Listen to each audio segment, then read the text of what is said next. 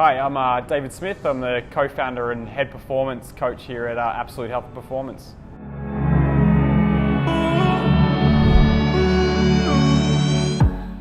Habits are incredibly powerful. So there's an example. If someone's had a significant traumatic brain injury, they can forget who they are and lose complete motor control. But habits, if really well ingrained over a long period of time, they can still be there. Even if they can't remember their own name, they'll still wake up and go to the same part of their cupboard, put on their shoes in the same manner.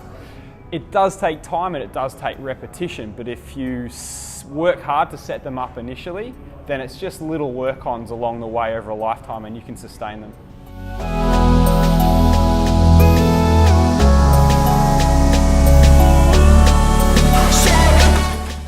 There's a book called The Happiness Hypothesis, and there's a theory called the rider, the elephant and the path. And it's particularly important when it comes to habit formations because there's multiple aspects to forming a habit. I tend to make sure that when we're setting goals, we need to engage with the elephant or the emotional side of it. So you can have all the willpower in the world, but your emotions, your elephant is this strong 5-ton beast. It's primal, it's your instincts, it's your pleasure, it's your pain. And there's only so much you can work against that. So any goal that someone sets or habit they're looking to form, we have to create an emotional link. An example of that might be, say, a common one might be, I want to lose weight. You've got to establish why is that meaningful for you? What does that 5 kilos, 10 kilos, that extra muscle tissue, what does that mean to you? How does that create change to your life? Maybe it means you can run after your kids a little easier. Maybe it means you feel a little less pain in your knee, but understanding the why behind a goal set is particularly important, and that's the elephant. While I engage someone initially in our initial consultation on what their goals are, and then 3 times asking why, and then why, and then why, delve a little deeper, you kind of need to draw it out of people. I also then ask people to go away and to rethink about their goal setting in what they might term as a safe place, with no other distractions, not around work, not necessarily in a gym environment, which could be intimidating, whether it be a park or playing with your kids. Finding a happy place, essentially, where you can think deeper onto why that has meaning for you. Stage 2, so we talk about the elephant, there's still the rider and the path. Now the rider is your conscious thought. Every time we set a goal, there has to be some involvement of the conscious thought, and that is you pointing yourself in the right direction.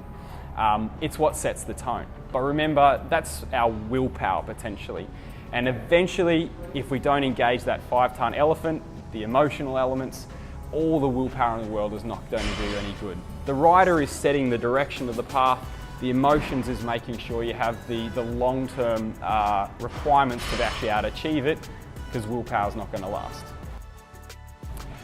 So the path is your environment.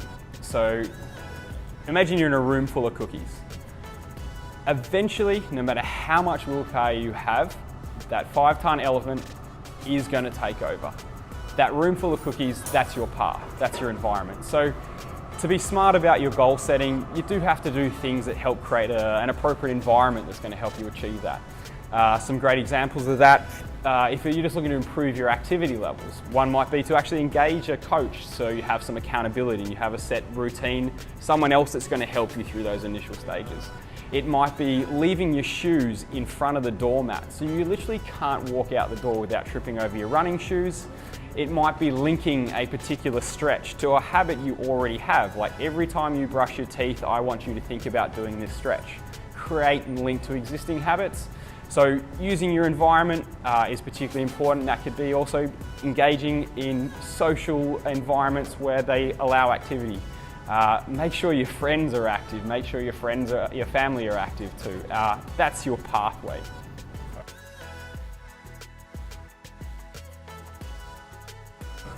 Some of the major challenges we come across, people have families, people have exceptionally busy work schedules, so time is always of the essence for the people around us here at Absolute.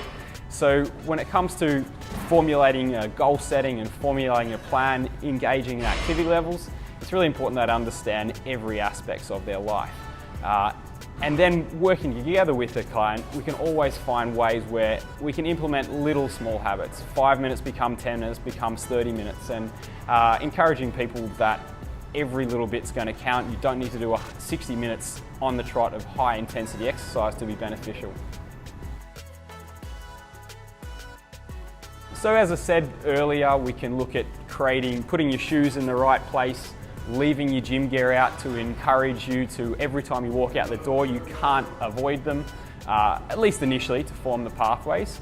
But if you guys remember what we talked about earlier, forming a goal, creating that emotional link, if you can remember those, think about some ideas you can do to change your environment, to change your path, comment below, and I can then help provide some tips to help you engage with it.